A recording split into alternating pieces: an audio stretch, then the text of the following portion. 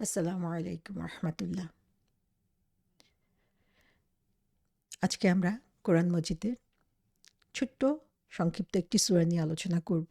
আমাদের অনেকেরই হয়তো বা এই সূরাটি মুখস্থ আছে, আমরা নামাজে পড়ে থাকি অনেকেই, কিন্তু অনেকেই আবার এই সূরাটির অর্থ কী বা এই সূরাটিতে আল্লাহ সুবহানাহু ওয়া তাআলা আমাদেরকে কী বলেছেন সেটা আমাদের জানা নেই। আজকে আমরা যেই সূরাটি নিয়ে আলোচনা করব এটি হচ্ছে সূরা আত-তিন। সূরা আত-তিন সম্পর্কে একটা হাদিসে এসেছে, যেখানে বলা হয়েছে যে রাসূল সাল্লাল্লাহু আলাইহি সাল্লাম যখন ট্রাভেল করতেন, সফরে থাকতেন, তখন যেকোনো একটা রাকাতে ওয়াত্তিনি ওয়াজ্জাইতুন এই সূরাটি পড়তেন, এবং যিনি বর্ণনা করেছেন তিনি বলেছেন যে এর চেয়ে সুন্দর ভয়েসের রিসাইটেশন আমি আর কারো কাছে শুনি নাই। সুবহানাল্লাহ! তারা কি পরিমাণ সৌভাগ্যবান ছিলেন যারা রাসূল সাল্লাল্লাহু আলাইহি সাল্লামের কণ্ঠে রাসূল সাল্লাল্লাহু আলাইহি সাল্লামের কাছে আসা কোরআনের বাণী শুনতে পেয়েছিলেন।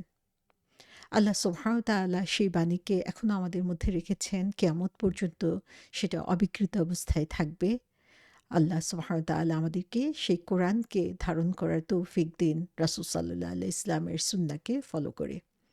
সূরা তিন একটা ছোট্ট সূরা, কিন্তু এর মাঝে রয়েছে গভীর শিক্ষা। এখানে আল্লাহ সুবহানাহু ওয়া তাআলা আমাদেরকে চিন্তা করার জন্য আহ্বান করেন আল্লাহর সৃষ্টির ব্যাপারে। আল্লাহ সুবহানাহু ওয়া তাআলা আমাদেরকে যে দায়িত্বগুলো দিয়ে দিয়েছেন, সে দায়িত্বগুলোর ব্যাপারে। আল্লাহ সুবহানাহু ওয়া তাআলা এখানে কিছু জিনিসের শপথ করে মূল কথার দিকে আমাদেরকে নিয়ে গিয়েছেন, যেন আমাদের ফোকাস বৃদ্ধি পায়। এই অল্প কয়েকটি আয়াতের মাধ্যমে আল্লাহর সৃষ্টির যে নিয়ামত আমরা উপভোগ করছি সেটা যেমন আসছে, তার সাথে সাথে সর্বোত্তম সৃষ্টি হিসাবে মানুষের উপরে যে রেসপন্সিবিলিটি চলে আসছে, সে কথাও আল্লাহ সুবহানাহু ওয়া তাআলা আমাদেরকে জানিয়ে দেন। সূরা তিন এটি হচ্ছে ছোট্ট একটি সূরা, এবং আয়াতগুলোও খুব ছোট ছোট। কারো মুখস্থ না থাকলে ইচ্ছে করলেই আমরা মুখস্থ করে ফেলতে পারি। এই সূরাতে রয়েছে ৮টি আয়াত। কোরআন মজিদের খুব কম সূরাই রয়েছে যেখানে আমরা বলতে পারবো যে একই সমান আয়াত রয়েছে। কিন্তু একটা মজার ব্যাপার হচ্ছে ৮টি আয়াত বিশিষ্ট বেশ কয়েকটি সূরা রয়েছে কোরআনের মধ্যে। সূরা তিন ছাড়াও আর কি সূরা আছে যার ৮টি আয়াত? আরও আছে সূরা আল বাইয়িনা, সূরা আত-তাকাসুর, সূরা জিলজাল এবং সূরা ইনশিরাহ। এবং এই সূরাটি আমরা নাজিলের দিক থেকে যদি চিন্তা করি তাহলে দেখি যে ম্যাক্সিমাম তাফসীরকারগণের মতে এটা হচ্ছে ২৮ নাম্বার সূরা। অর্থাৎ একদম প্রথম দিকে নাজিলকৃত সূরাগুলোর মধ্যে অন্যতম একটি সূরা। আর কোরআনে এর অবস্থান যদি দেখি তাহলে এই সূরাটি হচ্ছে ৯৫ নম্বর সূরা।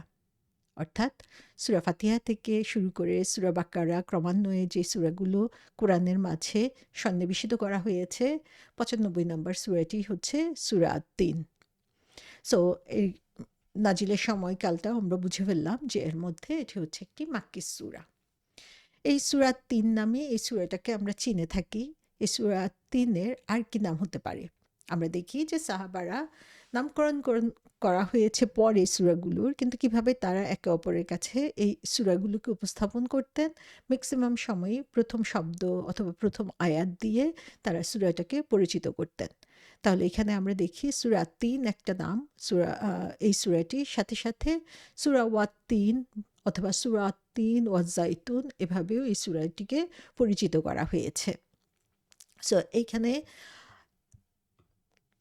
এই সূরাটির নাজিলের সময়কালের দিকে আমরা যদি চিন্তা করি তাহলে দেখব যে যদিও কেউ কেউ বলেছেন যে এটি মাদানী সূরা, কিন্তু মেজরিটি স্কলার্স বলেছেন যে এটা হচ্ছে মাক্কি সূরা।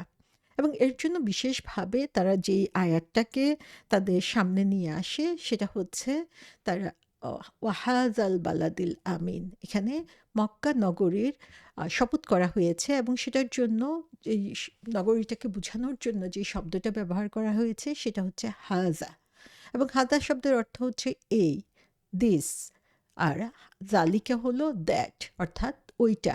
সো যখনই এই বলা হচ্ছে তার মানে নিকটবর্তী কোনো জিনিসকে বুঝানো হচ্ছে এবং বালাদিল আমিন বলতে সর্বসম্মতিক্রমে এটা মক্কা নগরকেই বুঝানো হয়েছে, মক্কা শহরকেই বুঝানো হয়েছে এবং সে কারণেই ম্যাক্সিমাম তাফসীরকারগণ বলেছেন যে এই সূরাটি হচ্ছে মাক্কী সূরা এবং প্রথম দিকে অবতীর্ণ সূরাগুলোর মধ্যে অন্যতম। তাহলে এই সূরার গুরুত্ব কী? একটা জিনিস আমরা অলরেডি জেনেছি এবং এরকমই বেশ কয়েকটি হাদিস রয়েছে, বেশ কয়েকজন সাহাবা বর্ণনা করেছেন যে রাসূল সাল্লাল্লাহু আলাইহি সাল্লাম রাতের নামাজে এই সূরাটি পড়তেন এবং তার সেই সুমিষ্ট কণ্ঠের কথা সবাই মোটামুটি উল্লেখ করেছেন এই কথাটা বলতে যেয়ে। এবং অন্য জায়গায় আমরা দেখি যে রাতের নামাজ বলতে এশার নামাজকে বোঝানো হয়েছে এবং এশার নামাজের প্রথম রাকাতে সাধারণত রাসূল সাল্লাল্লাহু আলাইহি সাল্লাম এই সূরা আদ-দীন পড়তেন। এই সূরার মূল বিষয়বস্তু কী? সূরার মূল বিষয়বস্তুর দিকে আমরা যদি তাকাই তাহলে দেখব যে এই সূরাটি আম মূলত আমাদেরকে আ একটা বিশেষ অবস্থানের দিকে দৃষ্টি আকর্ষণ করতে বলছেন আল্লাহ সুবহানাহু ওয়া তাআলা। এবং সেই বিশেষ অবস্থানটা হচ্ছে আল্লাহ কিছু জিনিসের শপথ করে আমাদেরকে বলছেন আমরা যেন চিন্তা করি যে মানুষকে সর্বোত্তম সৃষ্টি করার পরেও সে কিভাবে সর্বনিকৃষ্ট পর্যায়ে চলে যায়। তো এখানে আমরা দেখি যে রাসূল সাল্লাল্লাহু আলাইহি ইসলামের দাওয়াতি কাজ যখন শুরু হয়েছিল, তখন তিনি যখন মানুষকে দাওয়াত দেওয়া শুরু করলেন, সেই সময় আ তার কাছে বিভিন্ন ধরনের বিরোধিতা আসতে লাগলো, শারীরিক, মানসিক বিরোধিতা।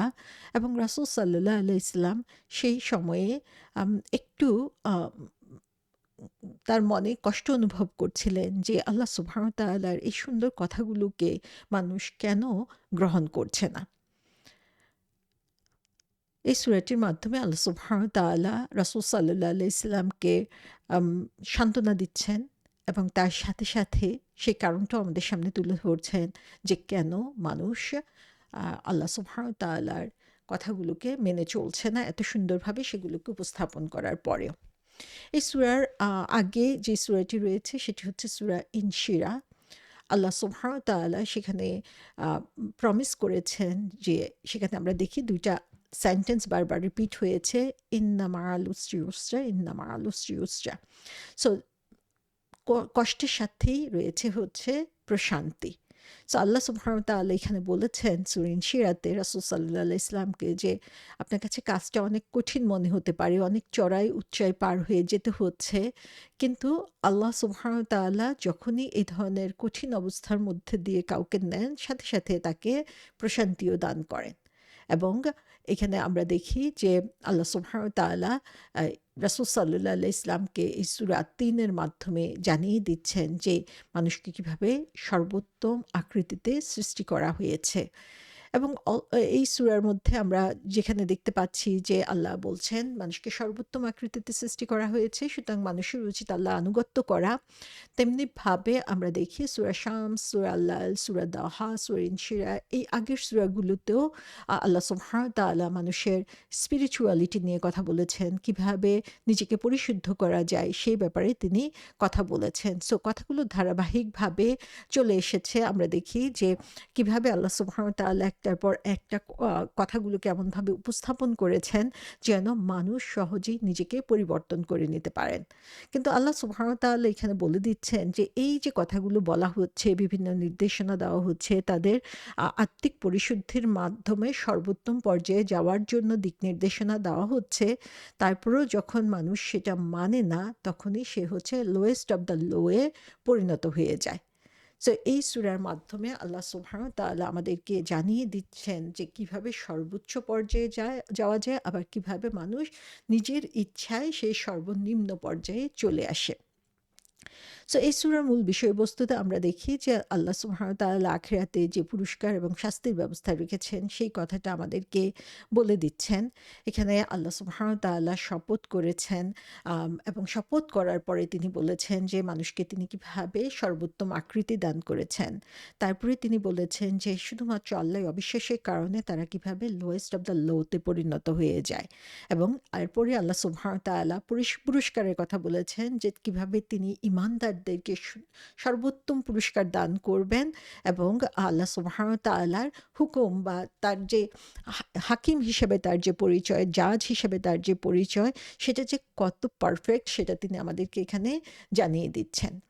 আবার আমরা আরেকটু যদি চিন্তা করি যে এই সূরার মাধ্যমে আল্লাহ সুবহানাহু ওয়া তাআলা আমাদেরকে যেই জিনিসগুলো জানাচ্ছেন সেটা হচ্ছে যে আল্লাহ সুবহানাহু ওয়া তাআলার এই যে জ্ঞান, সেই জ্ঞানটা তিনি আমাদেরকে দিয়ে দিয়েছেন নবী রাসূলদের মাধ্যমে এবং তারপরে তিনি মানুষকে আ সর্বোত্তম করেছেন সেই জ্ঞানের কারণে যারা এই জ্ঞানটাকে ধারণ করবে। কিন্তু ট্র্যাজেডি বা দুঃখজনক পরিস্থিতি হলো যারাই এটা ধারণ করতে চায় না, তারাই হচ্ছে সর্বনিম্ন পর্যায়ে চলে যায়। এবং তারপরে আল্লাহ সুবহানাহু ওয়া তাআলা আমাদেরকে জানিয়ে দিচ্ছেন যে তাহলে কিভাবে আমরা যখন রিয়ালাইজ করব যে আমরা এত নিম্নতম পর্যায়ে চলে গিয়েছি এবং সেই জিনিসটা আমাদের জন্য কত হিউমিলিয়েটিং, কত নিকৃষ্ট একটা পর্যায়, সেখান থেকে আমি কিভাবে উঠে আসব। এবং এর মাধ্যমেই আল্লাহ সুবহানাহু ওয়া তাআলা নবী রাসূলদের মাধ্যমে যে শিক্ষাগুলো আমাদেরকে পাঠিয়েছেন, সেই শিক্ষাগুলোর মাধ্যমে আমরা কিভাবে লিগেসি মেইনটেইন করতে পারি, কিভাবে আমরা একটা সুন্দর, সুস্থ, সবল জাতি তৈরি করতে পারি, সেটা আল্লাহ সুবহানাহু ওয়া তাআলা জানিয়ে দিচ্ছেন। তো অন্যান্য সূরার মতোই আমরা দেখি যে এই সূরার মধ্যেও যে রিং স্ট্রাকচারটা রয়েছে, যে একটা আয়াতের সাথে আরেকটা আয়াতের যে মূল কানেকশন এবং সেন্ট্রাল একটা থিম থাকে, সেই জিনিসটাই আমরা এখানে দেখতে পাই। যেখানে আমরা দেখি যে প্রথমেই হচ্ছে প্রথম ৩ টা আয়াত। এই ৩ টা আয়াতের মধ্যে আল্লাহ সুবহানাহু ওয়া তাআলা শপথ করেছেন ৩ টা জিনিসের এবং মোটামুটি সেই ৩ টা জিনিসের সাথে সাথেই তাফসীরকারগণ বলেছেন যে এই ৩ টা জিনিসের যে লোকেশন, সেই লোকেশনটাকে এখানে গুরুত্ব দেওয়া হয়েছে এবং সেই স্থানটার গুরুত্ব এই কারণেই, কারণ সেখানে আল্লাহ সুবহানাহু ওয়া তাআলার পক্ষ থেকে নবী এসেছেন। সো এটা হচ্ছে প্রথম ৩ টা আয়াতের মধ্যে। তারপরে আমরা দেখি যে আ ৪ নম্বর আয়াতে আল্লাহ সুবহানাহু ওয়া তাআলা আমাদেরকে বলে দিচ্ছেন যে হাইয়েস্ট পোটেনশিয়াল কি? মানুষকে সর্বোত্তম কিভাবে করা হয়ে থাকে, যে আল্লাহ সুবহানাহু ওয়া তাআলা বলছেন যে মানুষের ডিভাইন অরিজিনটাই হচ্ছে সর্বোত্তম। তাকে আল্লাহ সর্বোত্তম করেই তৈরি করেছেন।